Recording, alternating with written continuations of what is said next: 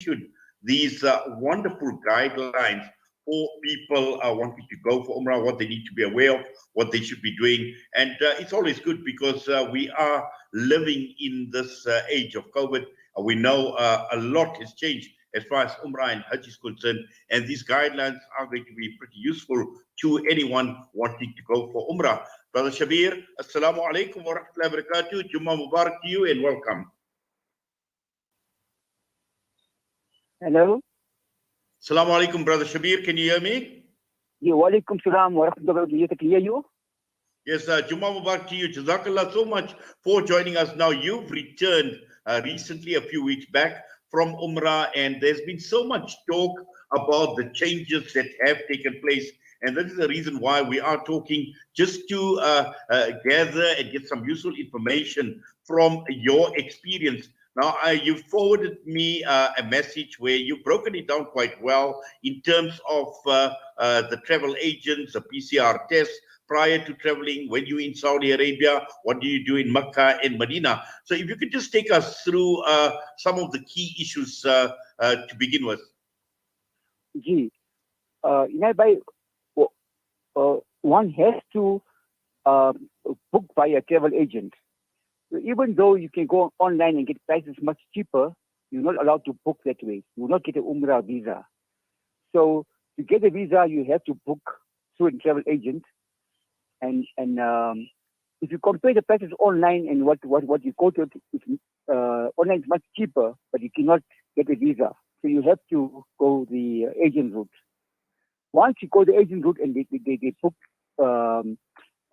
your air tickets and they book your accommodation, what one must really consider is consider the days they will stay in Medina and Makkah carefully, because once the booking has been done and the visa is issued according to those dates, and hotel is paid up front, it is not possible to make any changes thereafter. So then you make your bookings. I would recommend that people go to Medina first, because once you're in Medina, and because you have to activate two apps, the Kabbalah app and the Itmana app. Once those apps are activated, right, then you can book for your Salami, which is called on the app Prophet's Visit, and praying the Roda for men and praying the Roda for women. The Roda app, the Roda is only allowed once a month. So basically, in your visit, you only be allowed to go to the white carpet, so to speak, only once. So once you arrive in Medina or in Jeddah, the first thing you got to do is get a solism. Once you got the solism, then you activate those two apps. Everybody can hear me? Yes, sir. Yes, continue. Yes. We're listening to you, Brother Shabir. Yes. So once you've activated those two apps, then you have to activate the Kabbalah app first, and then the Itmana app. And then you go in the Itmana app, and then you book a application for a permit. But it's very easy. You just the options come up: pray in the Green Mosque, Umrah, making tawaf on the first floor, praying the Roda for men, praying for the Roda for women, and Prophet's Mosque visit.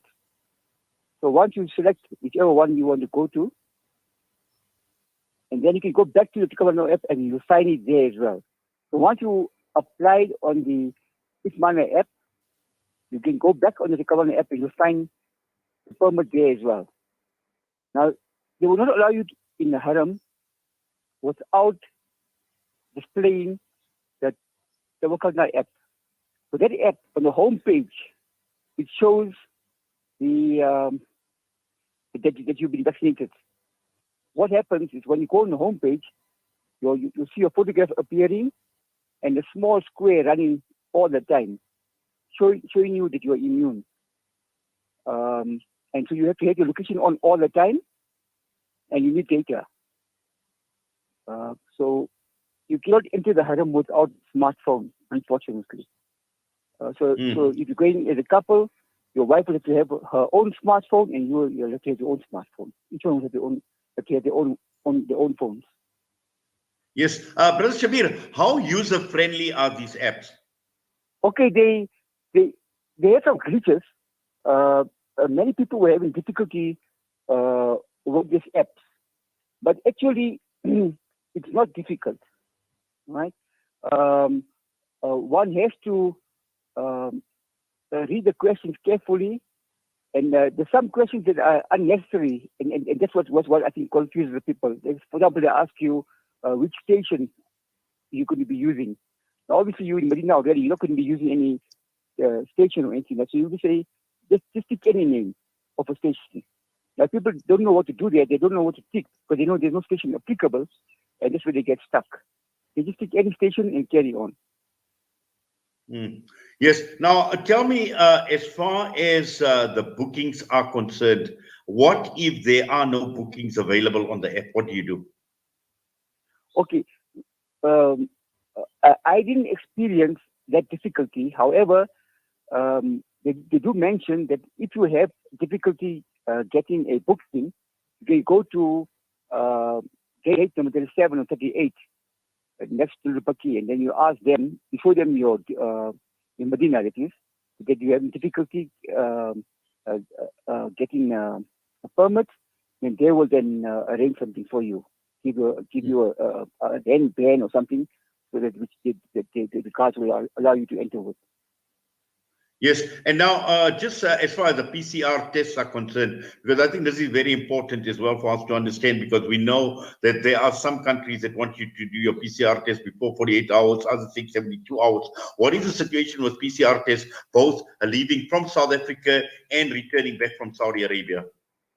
Okay, with Qatar Airlines, they require the test to be 72 hours before your arrival or departure. So 72 hours before your flight, you need to have your PCR test. You better do 24 hours so you got more time. And Shukramla, like there's a company in South Africa called Travel Vaccine or Travel Clinic. They come to your house and they do the test for you, which is very convenient.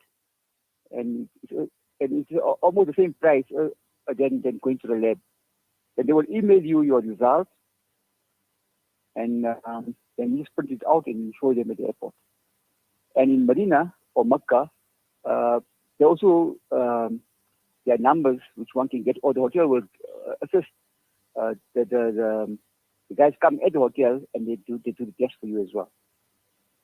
Yes. Now, that test in Mecca and Medina, when you do those tests, is there a time limit in terms of, when must it be 72 hours, or you can do it on the day you're leaving? What is the situation? Okay, 72 hours is a maximum period. So if it's more than 72 hours, it will expire. So 72 hours or less is fine. But fortunately, you can get the results within maybe 8 hours. If you do a test in the morning, the same evening, you should get the results. Okay, so that makes it a bit more easier. Brother Shabir, I'm going to put you on hold. We're going to go for an air break. When we come back, I've just got a few more issues that I'd like to cover in terms of, during the stay in Makkah and Medina, what is the situation moving around? What is it like in terms of food? What is it like in terms of shopping centers and all those type of things and their requirements? So when we come back from the break, we'll just touch on some of those issues, which I think are absolutely useful. Okay.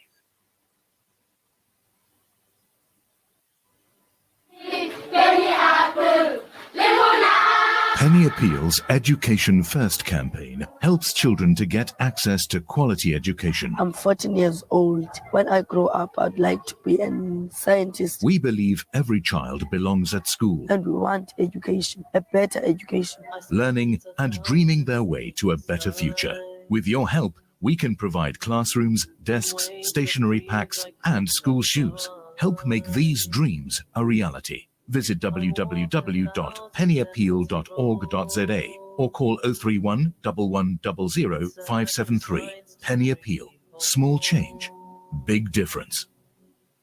What makes Randery Jewelers the optimum place for your memorable gift? Is it our range of exclusive, high-end, luxurious jewellery? Or is it our master craftsmanship of all your bespoke jewellery needs? We believe it's because at Randery Jewellers, we know just how to make your special moments last forever. Whether it's for a wedding, anniversary, or just a simple gift to show your love, trust Randery Jewellers to make it special. www.randeryjewellers.com. Make your moments last forever with Randery Jewellers, the family name you can trust. The Prophet, peace be upon him, has said, "He is not a believer whose stomach is filled while his neighbor is hungry." Help us at Sanzaf to ease the hunger burdens of those in need by providing freshly prepared meals daily. You can be part of this by donating once off or monthly towards the Sanzaf Meals Project. Visit sanzaf.org.za or call us on 011 834 6046 for more information. Sanzaf, changing lives through development and relief. Babu, why don't you loosen your belt a bit more? But why now? Well, it's very tight, blocking air to your brain. Haju, this is only a start. I need to tighten up a bit more. Funds are tight and the cost of living is high. Funds are not tight. It's your haram insurance which is tightening our barakat. Okay, Haju.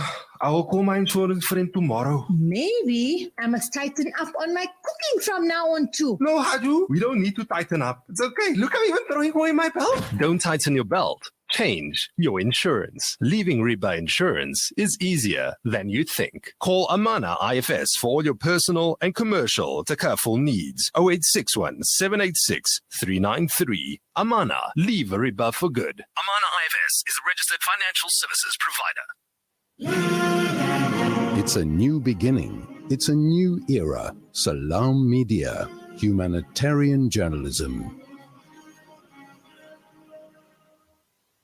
The time is just gone 8:35 a.m. We continue this morning talking with Shabir Kalla, a brother from Benoni, who has recently returned from his travel to the Holy Land for Umrah, and some very useful information, especially for those who want to travel, certain things that you need to take note of. Now, Brother Shabir, I just want to talk a bit, and let's just break this thing down. You went to Medina first, am I right? Yes.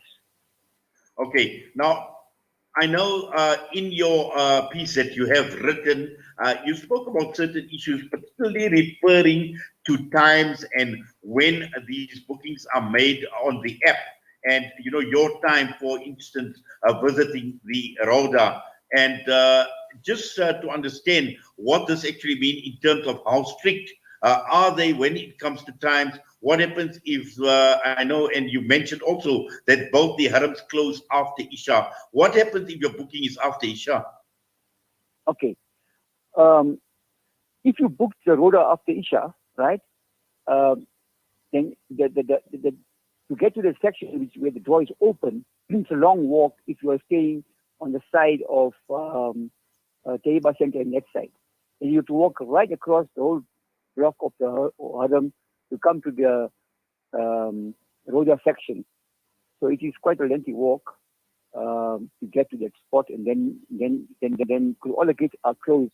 You cannot enter from any other gate except for the gate on the side of the where you go for Salami and Babu Salam.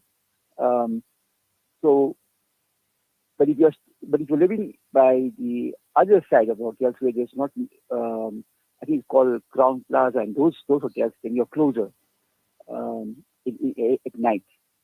Okay, so what you're saying is it's advisable to book a hotel closer to the area where you can enter, the particular gate where you can enter. No, that's if you want to go for Rhoda at night. But if you're going during the day, you can live anywhere. It doesn't make a difference because then all the gates are open and you can walk to the section that you need to get to, or going through the haram.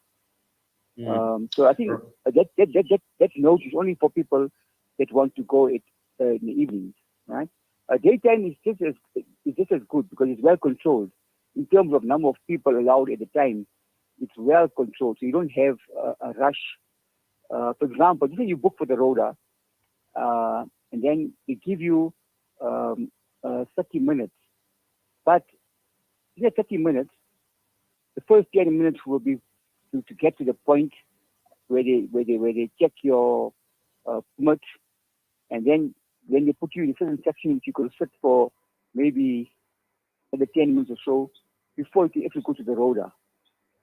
The people in the roda who are there before you, once they leave, they disinfect the whole area. So they all take time. So you'll be sitting and waiting for them to complete their cleaning process, and then you go into the roda itself. In the roda itself, you only allowed in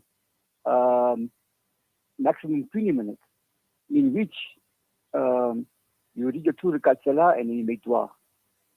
Maybe, and after that you just go out and you make salam in. So basically, they don't allow you to sit for too long. I think the maximum would be in the roda itself, I think 20 minutes. Yes. Now, Brother Shabir, as far as salam is concerned to Nabi Sallallahu Alaihi Wasallam, is that there are no restrictions there? So even there, you got to book, right?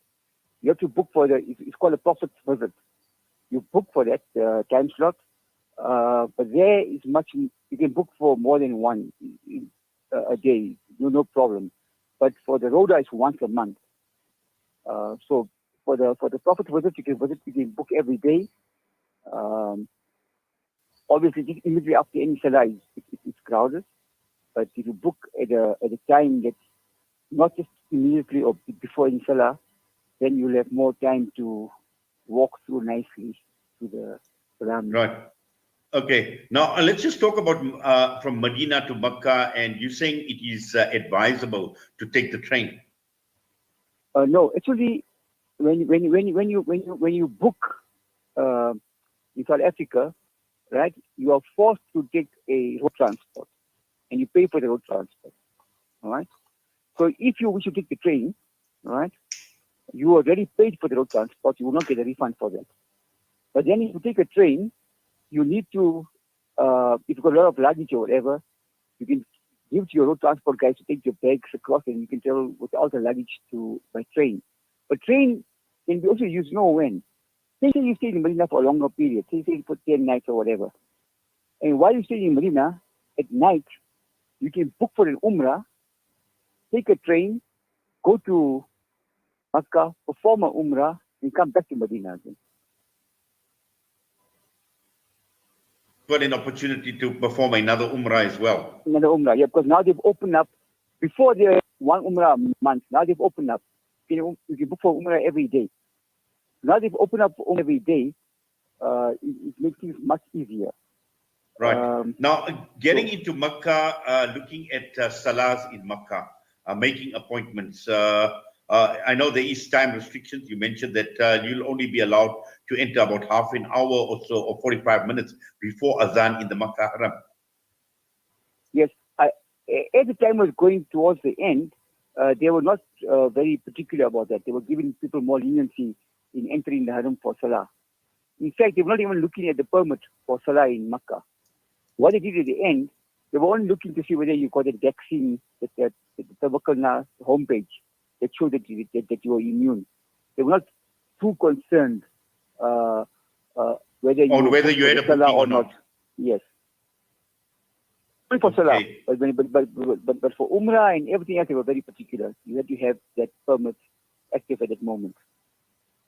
Yes. Now, you advise people that, once you're in the Haram, particularly the times between Asr and Maghrib or Maghrib and Isha, people should just stay in the Haram just to make it easier. Yes. If you book for Salah, for example, Maghrib, you can sit direct on Isha, there's no problem. And while you're in the Haram itself, nobody comes to check if your time is expired. There's no pressure for you to leave the Haram. And if you were booked for Umrah and you're in the Mataf area, then obviously you can read your Maghrib and Isha in the Mataf, which is very good as well. And then you can carry on with your Umrah. What about COVID protocols? Is there social distancing? No.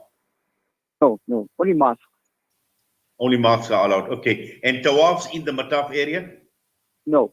Tawaf in the Mataf area is only for Umrah. So in other words, if you're not performing Umrah, you can't get in the Mataf. Okay. What about tawafs upstairs? Can you make tawafs upstairs? Yeah, now they've opened up. They've opened up just after we left. Then the app came up. they perform the tawaf on the first floor. Now that's a pleasure now. Now that it's open, you can make tawaf, but you could apply for it as well. Right. And now moving around in Makkah and Medina, people wanting to go shopping, food places. What is the situation there? In Medina, unfortunately, a lot of the shops are closed. Food places are closed. I think this COVID had a very, very big impact in Medina in particular. Makkah, alhamdulillah, there's still a lot of shops open, a lot of food places open. But in Medina, very few. Even food queues are long. We use, you get this food numbers of Umar's food, the Memuna food. They come and deliver at the hotel. That was much more convenient. Right. Now, and obviously you need your smartphone with you wherever you go. Sorry? You need your smartphone. You need to show them the app. Yes. You need your smartphone and you need to charge it all. Make sure it's fully charged, because if it goes off, they won't allow you in. Okay. And what about are there a lot of queues, long queues generally for food and all those things? Yes. You can't enter any mall also without the smartphone. That's Okay, all right. Brother Shabir, just anything else you wish to add before we let you go? Just one more thing. The PCR test, right? Even when you come back into South Africa, they'll want to see the test negative results at immigration at both airports, in South Africa and in Jeddah. Doha and Jeddah, yes. Okay. Brother Shabir, Jazakallah so much for that and for taking time out and talking to us this morning, for sharing what you have, for sharing your Umrah experiences. And there's a lot of useful information, alhamdulillah, that you have provided us for this morning here on Salam Media, on News and Views. And we wish you well. Allah subhanahu wa ta'ala make it easy on you. Allah accept all your efforts and Allah reward you for coming on and talking to us this morning. Ameen. Jazakallah for the opportunity too. Jazakallah.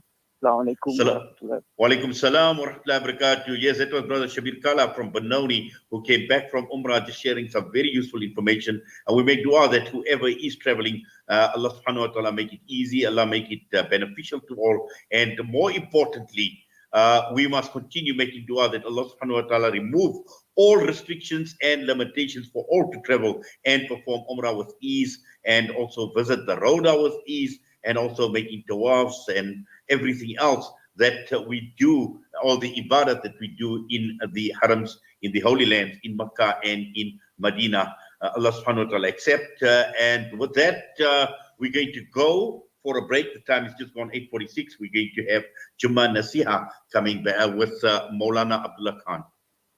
Osman's Taj Mahal